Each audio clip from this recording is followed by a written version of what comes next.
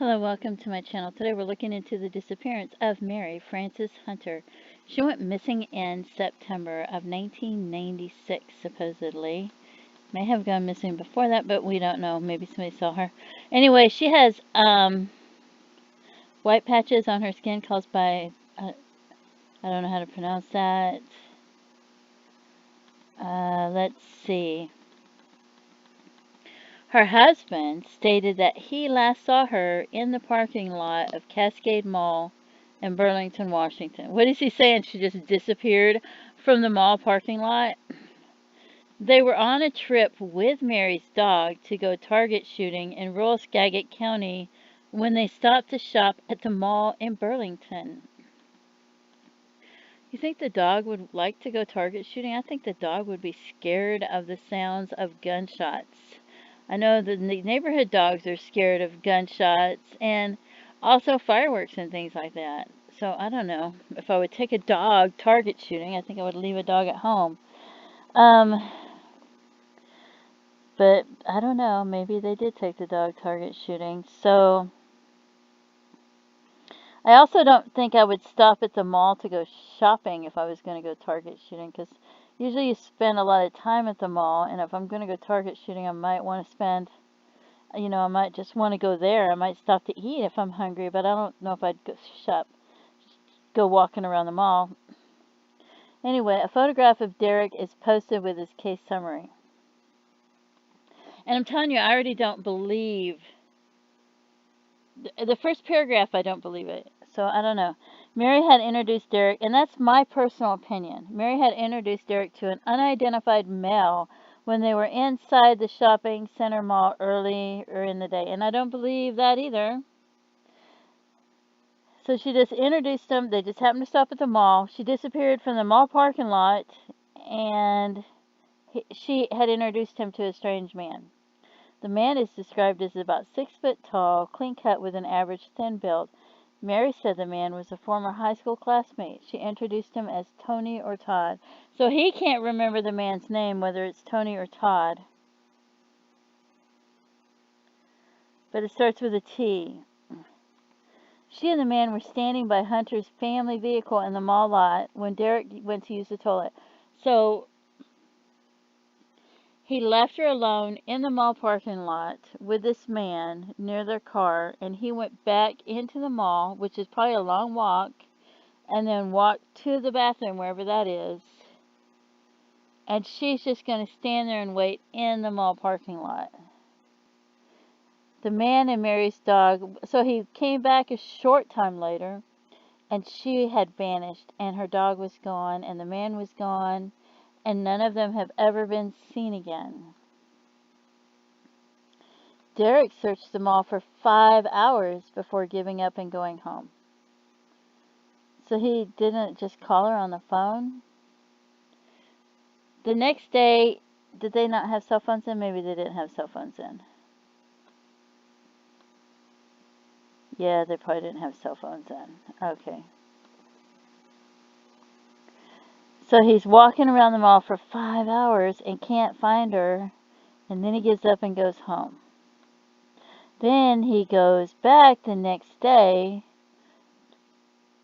to look at in the same mall. So the next day he went to the mall again to look for her, but this time he found her dog. So he found her dog still at the mall. Her dog, you know how hard it is to find a dog when you lose it, especially if it's at the mall? I don't know. And her dog was slightly scraped or scratched as if it had fallen out of a vehicle. What? He never saw Mary or the unidentified man again. She was last seen carrying an orange backpack. So she was carrying the orange backpack in the mall with her? And came out and she was carrying it with the 2 guns? So they're shopping around the mall and they didn't leave the guns in the trunk of the car. They took them in the mall with them? No. See, I do not believe that at all. Why would she carry a backpack into the mall and go walking around with 2 guns in the backpack? No way in hell. You're not going to go shopping in the mall carrying a backpack. with guns in them. And you're not going to go walking around shopping through a mall carrying a backpack, especially with guns in them. See, in my personal opinion, this is my personal opinion, I still don't believe a word of it. Mary resided in the United States Naval Air Station, Whidbey Island, in Oak Harbor, Washington, 1996. Derek was an officer of the Navy at the time of her disappearance. They were living with their teenage son at the time Mary disappeared, but their 15-year-old daughter had ran away from home in 1995. Why would your daughter, at the age of 15, run away from home? See, I don't. To me, I think I think if the 15-year-old daughter ran away from home, that it has something to do with the man. The daughter has since married and moved away from the area. Mary has never been heard from again. She didn't take any credit cards. She didn't take any clothes. She didn't take any money. She doesn't have her driver's license. And she left her, she had her own bank account with money in it. So, why would she have a separate bank account? Usually you create a separate bank account if you're, and put money in it if you're planning on leaving your husband. If you've like had enough and you're planning on getting out of the marriage and you don't want to be there anymore, that's usually when you get to separate, in my opinion, that's usually when you get to separate a bank account and start stashing money away. So, Derek reported her as a missing person to authorities on September 3rd, 2 days after she was last seen. So he had 2 days to do whatever he was going to do. After her disappearance, he claimed that Mary was withdrawing money from her bank account at ATMs, but they checked the security cameras at the ATMs and saw that he was the one withdrawing money using her ATM card. So he had her ATM card for her separate bank, and he's taking money out, and he's lying and saying she did it. So already, I don't believe a word he's saying, and now I think he's killed her, and he's trying to cover up the murder. So he made up that man, and he made up all this, and now he's killed her, and he's trying to cover it up. And I don't know if she was seeing another man or not. She could have been seeing another man. He could have killed him too. I don't know. But right now, it's my opinion that he killed her, and he's trying to cover it up. Derek also took Mary's name off of his insurance policy and attempted to do the same with their jointly owned vehicles so he could sell them. Oh, yeah, because he can't sell them with her name on it. Why does he need money? Why does he need money so bad that he's got to take it out of their ATM and that he's got to sell their vehicles? Derek filed for a divorce a year after she vanished, but withdrew the filing 3 months later. Derek retired from the Navy in 1998. 1998. She went missing in 96. So, medical records indicate that he suffered progressive mental and physical deterioration after she vanished.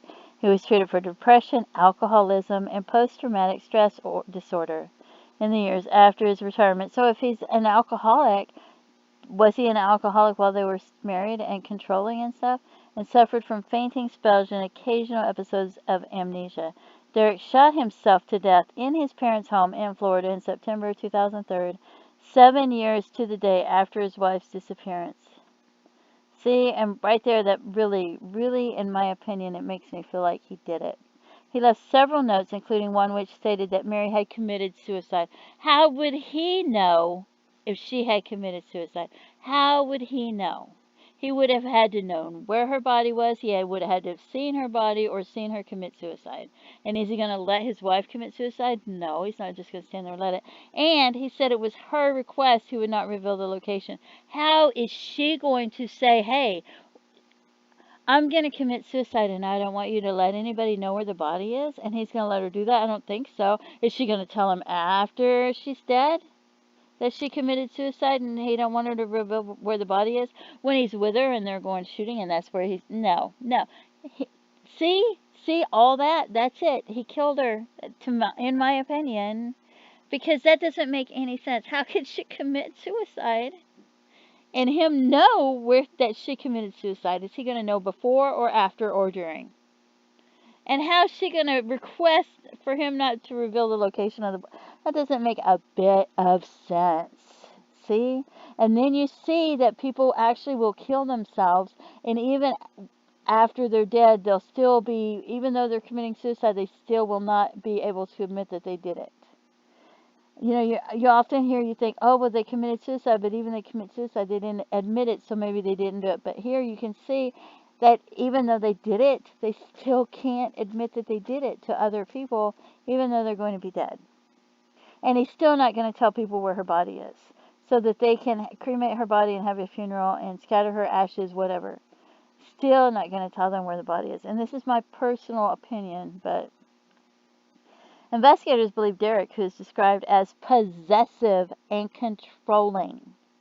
See, possessive and controlling. So I do believe that he's probably an alcoholic and very capable of murder. Okay? Because he's possessive and controlling.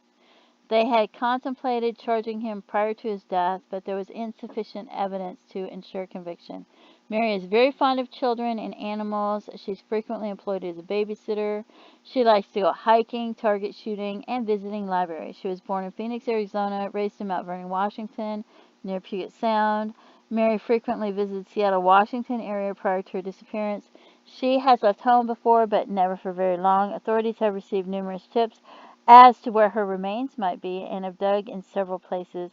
See, but you take the cadaver dogs. Just take the cadaver dogs. Don't the cadaver dogs help find it? But they haven't found anything connected to her case. And he was in the Navy. So if he's in the Navy, do you think he's more than... Is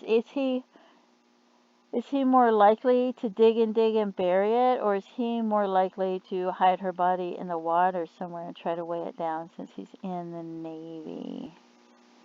I don't know. I just feel like if he's... I don't know. So then,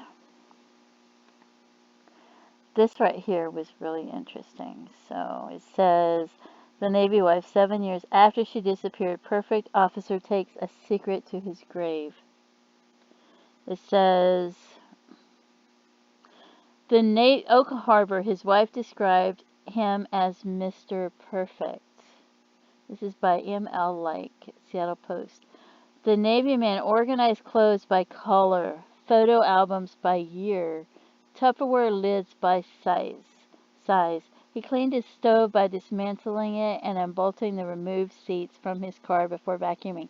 See, and I knew a guy very well who wanted to kill people and who was capable of murder, and he would line things up on the dresser, and they had to be just lined up perfectly. And he would line his shoes. He would shine his shoes. He would iron his clothes. It was crazy. But he was somebody that I would definitely consider capable of being a serial killer. So this guy, I feel like just by him doing that, I feel like he could kill somebody. And that's my opinion. So when he made his bed, you could actually bounce a quarter off of it, said Mike Haskovic, a retired sailor who lived with Derek Hunter in the Whidbey Island Naval Air Station barracks when they both were still second-class petty officers. Haskovic thought the fastidious loner who preferred gun magazines and true crime books to socializing kind of strange. So yeah, right there, I really think he could have, yes. Because the person I knew that would have been a serial killer easily loved gun magazines. He was meticulous, was an understatement for Derek. He was a neat freak. It was in keeping then that Hunter, age 47, planned his death as carefully as he planned his life. After putting goods in storage and affairs in order, the retired Navy lieutenant, medically discharged in 1998, downed booze, popped pills, sat on a wooden bench swing in his parents' backyard in Florida, put a handgun to his temple, and in a curiously choreographed bit of timing pulled the trigger. The neat freak had carefully placed 2 towels, one blue, one white, on either side of him to catch blood splatters. The date was September 2nd, 2003, 7 years to the day after the mysterious disappearance of his 35-year-old wife, Mary Frances Hunter, a disappearance that led to a maddening multiple agency murder investigation with Lieutenant Hunter as the prime suspect. Homicide cases with no bodies are legal hair pullers, and this one came with few clues. A tangle of hearsay, nagging questions, and an uncooperative suspect. Hunter was chased but never charged to the anger of his wife's father, Joseph Tremblay, a former Mount Vernon entrepreneur now living in rural Hanceville, Alabama, near the ornate shrine of the Most Blessed Sacrament Monastery where he draws daily inspiration. As far as criminal justice goes, it has really let my daughter down, said Tremblay. This case could have been solved a long time ago. For more than 7 years, he has bulldogged the case, compiling volumes of records, clippings, correspondence, and transcripts of covertly recorded phone calls in an attempt to find out what happened to the warm, lively woman known to friends and family as Fran or Francine.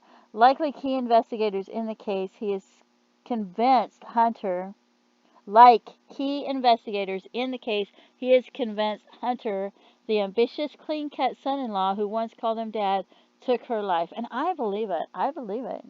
That's what I think. But convictions don't convict. Reasonable doubts can defy conventional reason. And dead men don't talk.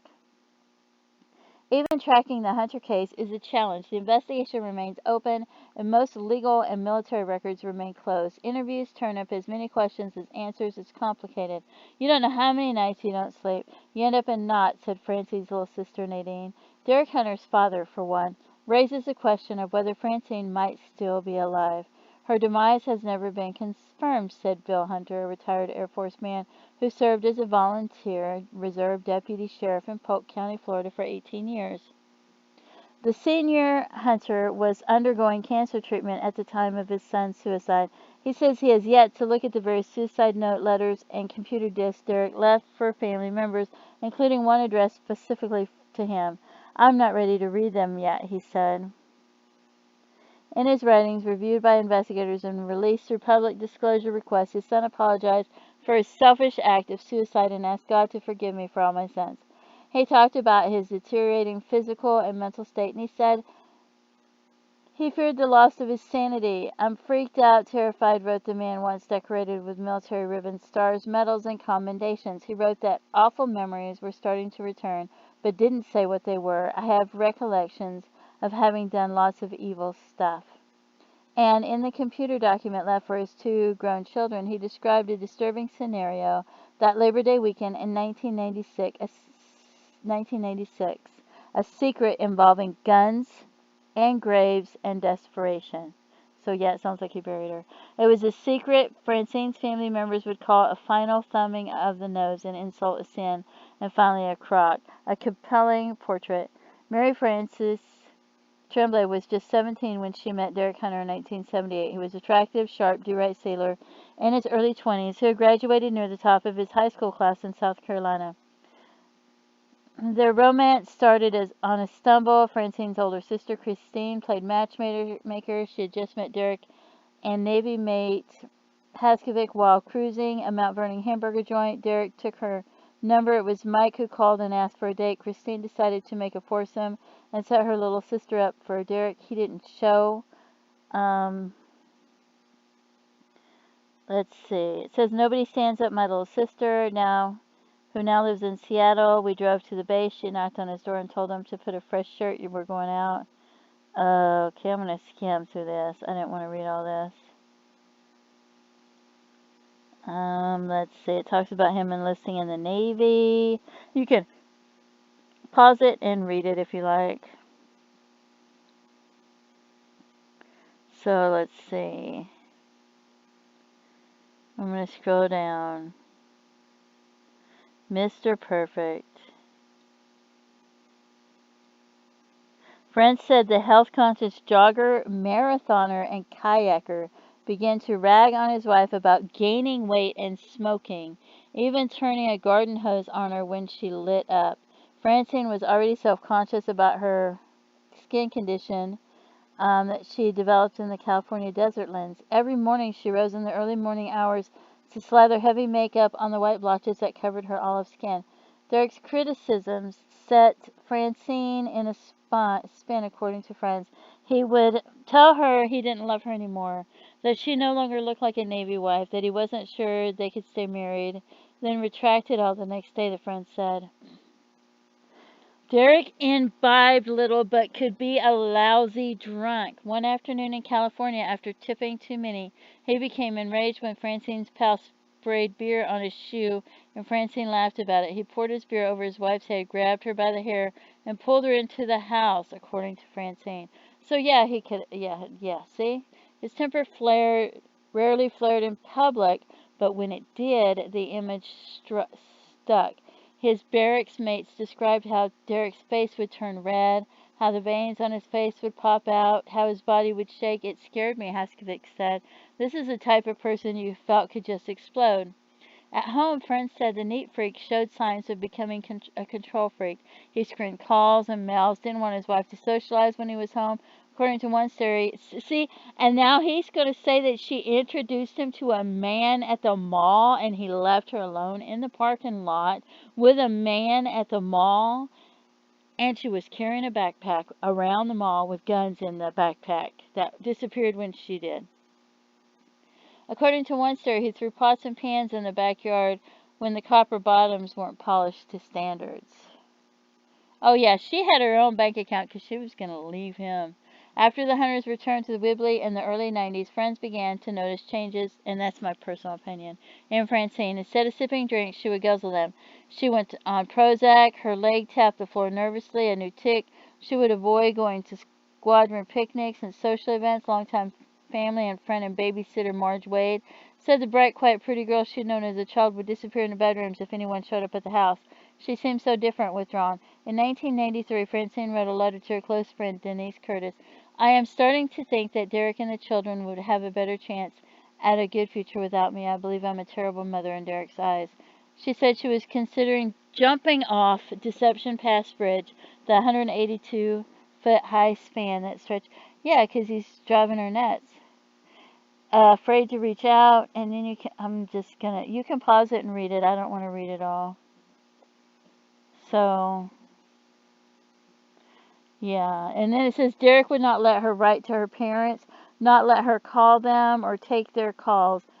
Oh, yeah. So he's just getting more and more out of hand and more controlling. So, yeah. And then it says she was so happy about the money from the suit. She said, Chrissy, I had my kids young and now I don't have to worry about their college education. I hold the purse strings now. That drove him nuts. So apparently did the idea of another man in Francine's life. The therapist thing put a huge obstacle in their relationship, said Francine's friend. It was never anything physical, but Derek could see feelings for someone else in her eyes. Derek was reportedly facing physical as well as emotional changes. In 1995, he began telling people about strange fainting spells, later diagnosis, I don't know what, syncopal episodes, a temporary loss of consciousness caused by diminished blood flow to the brain. Francine's father would come to question the diagnosis. Derek's dad stood by it. He just collapsed. It's very distressing for him, said Bill Hunter. But whatever was happening to Derek, it was clear his world was not unfolding according to plan. It was not perfect. It could not be controlled. Military old-timers said that when Navy officers slip, it can be a... Yeah, where did she get money from? I skipped that part. The suit took its toll. His wife sued the counselor for malpractice. The suit of $350,000 in damages was filed in December 1994 and later settled for $200,000. So, and then you could see he's taking money out of her bank account. So she could have left him already. That's too bad. So then you go looking for Jane Doe's, and it says she was 5'3", 170 to 185 pounds. And I don't know if she lost any weight before, but I couldn't find any Jane Doe's that fit it. So, but I did put the Jane Does on here, and I did do a search. So we have this one in Kamloops, Canada, but the one in Kamloops, I believe, is another woman that crossed the border. She had trouble crossing the border, then she left her car, and she was supposed to meet her dad and never showed up. And I think that might be who that is. And it says 20 to 34 years old, but it doesn't have the height or anything. And it says she's 35, so that's really close. But and it's a long distance if he has, unless he's driving. And then there's this one, and she says it says 5'5" estimated, 1986 to 1997. It could almost be anybody. This one, I don't. This one isn't that far from where they're at.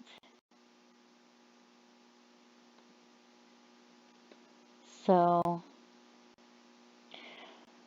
this one is 2 hours, and then there's this lady, this Jane Doe, and this one. It says she had brown hair, brown eyes, 5'3", but 130 pounds. So she would have had to have lost 40 pounds for that to be her. So, and it says she died in 1996, and this one was found in 1998. So I don't know if that would be her, because I don't know how long can they tell what color your eyes are after you die. I mean, if it's been 2 years, are they still going to know what color the person's eyes are? Because a lot of times they don't know what color the eyes are. So I don't know. I don't feel like any. And then I went looking for a Jane Doe that could fit this person, and I really couldn't find anybody. I found this one lady that was 5'2", 120 pounds, and she died in 1997. So I don't know. I don't know who this is. So this one, it might could be her. I don't know. But I would think she's probably, actually, her body would probably be in Burlington, but I don't know what he would have done with her body. He's in the Navy. I don't know what Navy men talk about if they talk about something happening to somebody. But I would think they would, you know, I don't know where she went target shooting, if maybe it's somewhere out there where she went like to go target shooting at.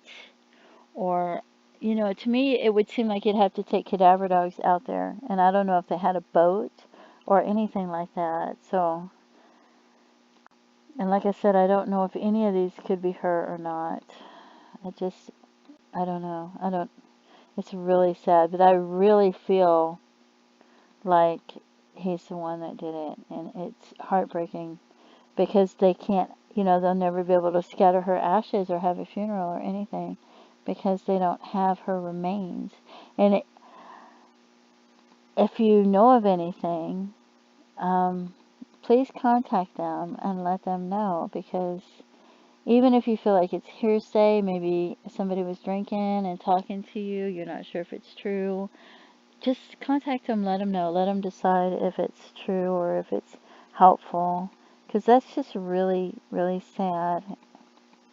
And I can't even imagine. I think that it would be wonderful if somebody had cadaver dogs, even, like a retired cadaver dog, and they could just walk around where people go target shooting at, or areas like that, maybe, and because I wouldn't even know where they could look for her remains at, or anything like that. It's really sad. But anyway, please feel free to leave comments. Let me know what your thoughts are. I love getting comments. And thank you so much for tuning into my channel. Don't forget to pray for their loved ones and their families, all of them. And the investigators. And thanks for tuning in. Have a great day. Bye-bye.